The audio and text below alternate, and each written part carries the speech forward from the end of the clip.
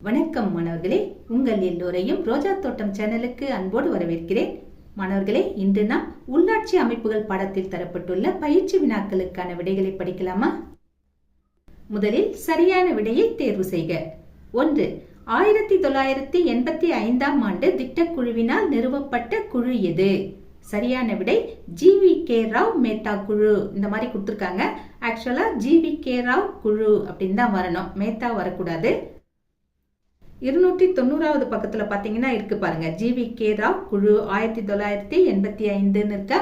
இதுதான் விடை. அதனால மேத்தாவை நீங்க அடிச்சிடலாம். 2.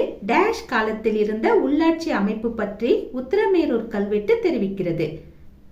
சரியான விடை சோழர் காலத்தில் இருந்த உள்ளாட்சி அமைப்பு பற்றி உத்திரமேரூர் கல்வெட்டு தெரிவிக்கிறது. 3. 73 மற்றும் 74வது அரசமைப்பு திருத்த சட்டங்கள் இவ்வாண்டில் நடைமுறைக்கு வந்தன. எவ்வாண்டில் நடைமுறைக்கு வந்தன? 1992. ஃபர்ஸ்ட் ஆப்ஷனை செலக்ட் பண்ணி எழுதணும். 4. ஊராட்சிகளின் ஆய்வாளராக செயல்படுகின்றவர் டேஷ் ஆவார். சரியான விடை ஊராட்சிகளின் ஆய்வாளராக செயல்படுகின்றவர் மாவட்ட ஆட்சியர் ஆவார். அடுத்தது கோடிட்ட இடத்தை நிரப்புக. 1. உள்ளாட்சி அமைப்புகளின் தந்தை என அழைக்கப்படுபவர் டேஷ். உள்ளாட்சி அமைப்புகளின் தந்தை என அழைக்கப்படுபவர் ரிப்பன் பிரபு. 2. நமது விடுதலை போராட்டத்தின் போது மறுசீரமைப்பு என்பது டேஷாக விளங்கியது. இந்த மாதிரி கொடுத்திருக்காங்க. இந்த வாக்கியத்தை நாம சரியான பொருளுடையதா கொஞ்சம் மாத்தணும். எப்படி மாத்தலாம்னா, நமது விடுதலை போராட்டத்தின் போது டேஷ் மறுசீரமைப்பு மக்களுக்கு நம்பிக்கையை ஊட்டியது. இந்த மாதிரி மாத்திக்கோங்க. எப்படி விடை எழுதலாம்? நமது விடுதலை போராட்டத்தின் போது பஞ்சாயத்து மறுசீரமைப்பு மக்களுக்கு நம்பிக்கையை ஊட்டியது. இந்த மாதிரி எழுதுங்க. 3. சோழர் காலத்தின் போது கிராம சபை உறுப்பினர்களை தேர்ந்தெடுத்த ரகசிய தேர்தல் முறை டேஷ் என்று அழைக்கப்பட்டது. குடவோலை முறை என்று அழைக்கப்பட்டது. சரியான விடை குடவோலை முறை. 4. கிராமங்களில் செயல்படும் உள்ளாட்சி அமைப்பு டேஷ் ஆகும். விடை கிராமங்களில் செயல்படும் உள்ளாட்சி அமைப்பு கிராம ஊராட்சி ஆகும். 5. பேரூராட்சிகளின் நிர்வாகத்தினை கண்காணிப்பவர் டேஷ் ஆவார். விடை பேரூராட்சிகளின் நிர்வாகத்தினை கண்காணிப்பவர் செயல் அலுவலர் ஆவார். அடுத்தது பொருத்துக. மாவட்ட ஊராட்சியை மாவட்ட ஆட்சியரோடு பொருத்தலாம். கிராம சபைகளை கிராமங்களோடு பொருத்தலாம். பகுதி குழுக்களை நகராட்சிகளோடு பொருத்தலாம். பகுதி குழுக்கள்னா இங்க கவுன்சிலர்கள்னு நீங்க பொருள் கொள்ளணும். சரிங்களா? ஊராட்சி ஒன்றியத்தை பெருந்தலைவரோடு பொருத்தலாம். இங்க ஒன்ன கவனிக்கணும், பெருந்தலைவர்னு வரக்கூடாது. பெருந்தலைவர்னு நாம காமராஜரை தான் சொல்லுவோம். ஊராட்சி ஒன்றியத்தின் தலைவரை நாம ஊராட்சி ஒன்றிய தலைவர்னு சொல்லுவோம், இல்லைன்னா பஞ்சாயத்து தலைவர்னு சொல்லுவோம். இதை நீங்க மனசுல வச்சுக்கோங்க. சரிங்களா? அடுத்தது மாநகராட்சியை மாநகர தலைவரோடு பொருத்தலாம். 2, 5, 4, 1, 3 இந்த வரிசையில பொருத்திடுங்க. அடுத்தது தவறுகளை கண்டறிந்து பிழை திருத்தி எழுதவும். 1. ஊராட்சி ஒன்றியம் பல மாவட்டங்கள் ஒன்றிணைவதால் உருவாகின்றது. இந்த கூற்று தவறு. எப்படி சரியாக எழுதலாம்? ஊராட்சி ஒன்றியம் பல ஊராட்சிகள் ஒன்றிணைவதால் உருவாகின்றது. இப்படி எழுதலாம். 2. ஒவ்வொரு கிராமத்திலும் ஒரு மாவட்ட ஊராட்சி ஒன்றியம் அமைந்துள்ளது. இதுவும் தவறு. எப்படி சரியாக எழுதலாம்?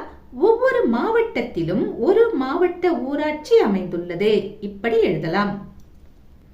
3. நகராட்சி ஆணையர் ஓர் இந்திய அரசு பணிகள் அலுவலர் ஆவார். இதுவும் தவறு. எப்படி சரியாக எழுதலாம்? மாநகராட்சி ஆணையர் ஓர் இந்திய அரசு பணிகள் அலுவலர் ஆவார். இப்படி எழுதலாம். அடுத்தது 4. ஊராட்சிகளில் ஊராட்சி தலைவர் மற்றும் பகுதி உறுப்பினர்கள் மக்களால் தேர்ந்தெடுக்கப்படுகின்றனர். ஆமாம், கொடுக்கப்பட்ட இந்த கூற்று சரிதான். அடுத்தது சுருக்கமான விடையலி. முதல் கேள்வி, கிராம ஊராட்சிகளால் விதிக்கப்படும் வரிகள் யாவை? இதற்கான விடை 291வது பக்கத்துல இருக்கு. இங்க வரிகள்னு ஒரு குட்டி தலைப்பு இருக்கு இல்லையா, அதுக்கு கீழே கொடுத்திருக்காங்க பாருங்க. அதை எல்லாத்தையும் எழுதலாம். என்னென்ன தரப்பட்டிருக்கு? சொத்து வரி, தொழில் வரி, வீட்டு வரி, குடிநீர் இணைப்புக்கான கட்டணம், நிலவரி, கடைகள் மீது விதிக்கப்படும் வரிகள். இதை எடுத்து எழுதுங்க. அடுத்தது 2வது கேள்வி, 1994ஆம் ஆண்டு தமிழ்நாடு பஞ்சாயத்து ராஜ் சட்டத்தின் சிறப்பம்சங்கள் யாவை? 290வது பக்கத்துக்கு வாங்க. இங்க கடைசி பத்தி கீழே வந்தீங்கன்னா 1994 தமிழ்நாடு பஞ்சாயத்து ராஜ் சட்டத்தின் சிறப்பம்சங்கள் இந்த மாதிரி ஒரு தலைப்பு இருக்கு இல்லையா, அந்த தலைப்பின் கீழே கொடுக்கப்பட்டிருக்கிற பத்தியில 5வது வரைக்கும் வாங்க. எங்கிருந்து ஆரம்பிக்கலாம்னா 3 அடுக்கு அமைப்பு இப்படி இருக்கு இல்லையா, அங்கிருந்து ஆரம்பிக்கணும். அங்கிருந்து ஆரம்பிச்சு அந்த பத்தி முடிய எழுதணும். அதாவது 3 அடுக்கு அமைப்பு, கிராம சபை, தேர்தல் ஆணையத்தினை நிறுவுதல், நிதி ஆணையத்தினை நிறுவுதல், மக்கள் தொகைக்கு ஏற்ற விகிதத்தில் பட்டியல் இனத்தவர் மற்றும் பழங்குடியினர் ஆகியோருக்கு இடஒதுக்கீடு, பெண்களுக்கு 1/3 பங்கு இடஒதுக்கீடு மற்றும் மாவட்ட திட்ட குழுக்களை அமைத்தல். அவங்களே பாயிண்ட் பை பாயிண்டா கொடுத்திருக்காங்க. இது எல்லாத்தையும் எடுத்து எழுதணும். இதுதான் பஞ்சாயத்து ராஜ் சட்டத்தின் சிறப்பம்சங்கள். சரிங்களா? அடுத்தது 3வது கேள்வி. கிராம ஊராட்சிகளின் முக்கிய பணிகள் யாவை? 290வது பக்கத்துல இதற்கான விடை இருக்கு. இங்க கிராம ஊராட்சின்னு ஒரு தலைப்பு இருக்கு இல்லையா, அந்த தலைப்பின் கீழே ஒரு பத்தி இருக்கு. அதுக்கு கீழே வந்தீங்கன்னா கிராம ஊராட்சியின் செயல்பாடுகள்னு இருக்கு பாத்தீங்களா, இந்த செயல்பாடுகள் தான் பணிகள். சரிங்களா? அங்கு தரப்பட்டிருக்கிற எல்லா பாயிண்டையுமே எழுதணும். என்னென்ன தரப்பட்டிருக்கு? குடிநீர் வழங்குதல், தெருவிளக்குகளை பராமரித்தல், சாலைகளை பராமரித்தல், கிராம நூலகங்களை பராமரித்தல், சிறிய பாலங்களை பராமரித்தல், வீட்டு மனைகளுக்கு அனுமதி அளித்தல், வடிகால் அமைப்புகளை பராமரித்தல், தொகுப்பு வீடுகளை கட்டுதல், தெருக்களை சுத்தம் செய்தல், இடுகாடுகளை பராமரித்தல், பொது கழிப்பிட வசதிகளை பராமரித்தல். இதையெல்லாம் எடுத்து எழுதணும். அடுத்தது 4வது கேள்வி. உள்ளாட்சி அமைப்புகளின் விருப்ப பணிகள் யாவை? இப்ப எழுதணும் இல்லையா, அதுக்கு கீழேயே இருக்கு பாருங்க. அதாவது 290வது பக்கத்துல விருப்ப பணிகள்னு ஒரு தலைப்பு இருக்கா, அதுக்கு கீழே ஒரு சின்ன இன்ட்ரோ கொடுத்துருக்காங்க. அதை வேணும்னா விட்டுடலாம், நம்ம எழுத வேண்டாம். அதுக்கு கீழே பாயிண்ட் பை பாயிண்டா கொடுத்துருக்காங்க பாருங்க, அதை எல்லாத்தையுமே எழுதலாம். முதல் பாயிண்டா என்ன தரப்பட்டிருக்கு? கிராமங்களில் உள்ள தெருவிளக்குகளை பராமரித்தல், சந்தைகளையும் திருவிழாக்களையும் நடத்துதல், மரங்களை நடுதல், விளையாட்டு மைதானங்களை பராமரித்தல், வண்டிகள் நிறுத்தப்படும் இடங்களில் உள்ள வாகனங்கள், இறைச்சி குடங்கள் மற்றும் கால்நடைகளின் கொட்டகை ஆகியவற்றை பராமரித்தல், பொருட்காட்சிகள் நடைபெறும் இடங்களை கட்டுப்படுத்துதல். இதுவரைக்கும் எழுதணும். அடுத்தது 5வது கேள்வி. நகர்ப்புற உள்ளாட்சி அமைப்புகள் யாவை? 292வது பக்கத்துல ஒரு கட்டத்துல கொடுத்திருக்காங்க பாருங்க. நகர்ப்புற உள்ளாட்சின்னு இருக்கா, அதனுடைய அமைப்புகள் மொத்தம் 3. என்னென்ன? பேரூராட்சி, நகராட்சி, மாநகராட்சி. இதை எடுத்து எழுதணும். அடுத்தது ஒரு பத்தியில் விடையளி.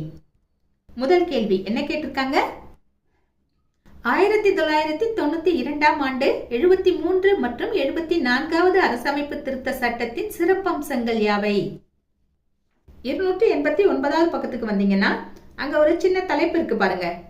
73 மற்றும் 74வது அரசமைப்பு திருத்த சட்டங்களின் சிறப்பம்சங்கள் இப்படி கொடுத்திருக்காங்க இல்லையா, இதுக்கு கீழே 7 பாயிண்ட் கொடுத்திருக்காங்க. அத்தனையுமே எடுத்து எழுத வேண்டியதுதான். முதல் பாயிண்ட் என்ன கொடுத்திருக்காங்க? ஊராட்சி மற்றும் நகராட்சிகள் உள்ளாட்சி அமைப்பு நிறுவனங்களாக செயல்படும். இப்படி ஆரம்பமாகுதா, இதுதான் ஃபர்ஸ்ட் பாயிண்ட். அப்படியே தொடர்ந்து நீங்க எழுதிட்டு வரணும். எழுதிட்டு வந்தீங்கன்னா 290வது பக்கத்துக்கு போகணும். அங்க 2 பாயிண்ட் கொடுத்திருக்காங்க, அதையும் சேர்த்து எழுதணும். அதாவது கடைசி பாயிண்டா என்ன கொடுத்திருக்காங்க?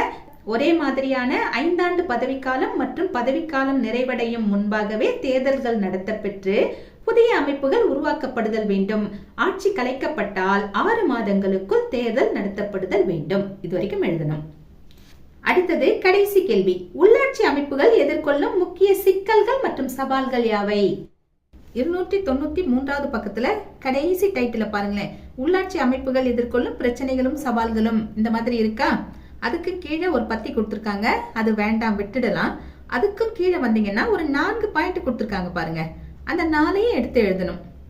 அதாவது உள்ளாட்சி அமைப்புகளின் பணிகள் மற்றும் அதிகாரங்களை பற்றிய தெளிவான வரையறையின்மை, அதுக்கடுத்து நிதி ஒதுக்கீடு மற்றும் தேவைகளின் மதிப்பீடு ஒத்துப்போவதில்லை, அடுத்தது உள்ளாட்சி அமைப்புகள் எடுக்கும் முக்கிய முடிவுகளில் சாதி, வகுப்பு மற்றும் சமயம் ஆகிய 3 முக்கிய பங்காற்றுகின்றன, கடைசியா மக்களாட்சியின் அடிப்படை நிலையில் உள்ள அலுவலர்கள் மற்றும் தேர்ந்தெடுக்கப்பட்ட உறுப்பினர்களின் பொறுப்பற்ற நிலை. இந்த 4 பாயிண்டையும் எடுத்து எழுதணும்.